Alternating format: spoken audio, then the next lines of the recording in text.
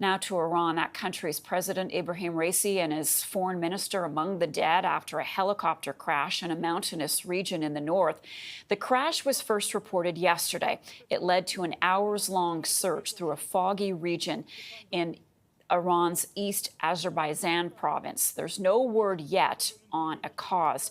Now, Raisi was viewed as a successor to Iran's supreme leader.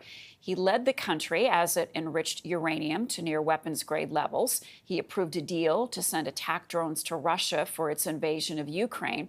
And just last month gave the green light for a retaliatory drone and missile attack on Israel. An election for a new president must be held sometime in the next 50 days.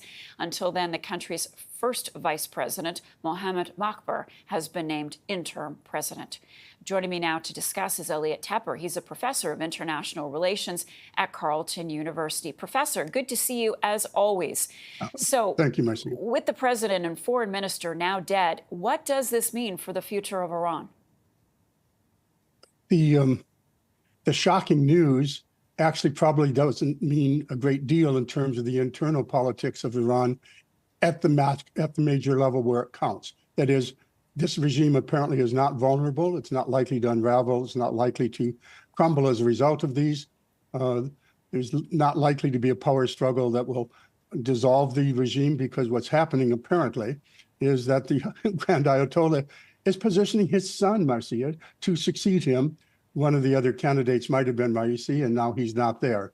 So in terms of constitutional continuity, it's not likely to affect the fact that repeatedly and in a variety of ways, the people of Iran have risen up against this regime, and they've most recently done so in terms of young women leading the way. And we know that the regime puts them down. They have consolidated their support at home. The IRGC is increasing its importance, that is the military wing of this regime, which reports strictly to the Ayatollah, and is separate from the main army. All of that is likely to continue. So the people of Iran are not likely to get a new government out of this, unfortunately. Okay, so much for my next question, which was going to be, will those elections perhaps make room for more moderates to be elected? Who will now succeed the supreme leader? Well, that's very much up in the air. The notion was that Raisi might. I've always thought that was not too likely, simply because Raisi is primarily a very loyal functionary, but it will be another hardliner. Don't look for major change. I think the interesting thing is that when regime change does come, very possibly with the elevation of the current Ayatollah's son to be the new supreme leader, there's likely to be unrest, but it's during times of transition when perhaps the regime might become vulnerable. We'll have to see down the road. Do you have any questions about the crash, Professor?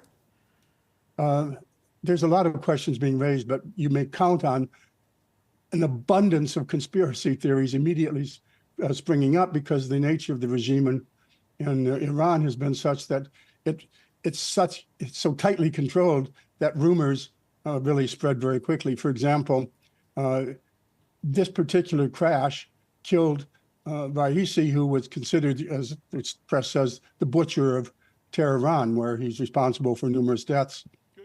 All kinds of fireworks and rejoicing apparently took place inside Iran, but not likely to lead to a change, unfortunately. But yes, the rumors will be, I've been shocked, actually. Normally within 3 minutes, Israel is blamed. They're not blaming Israel for this one.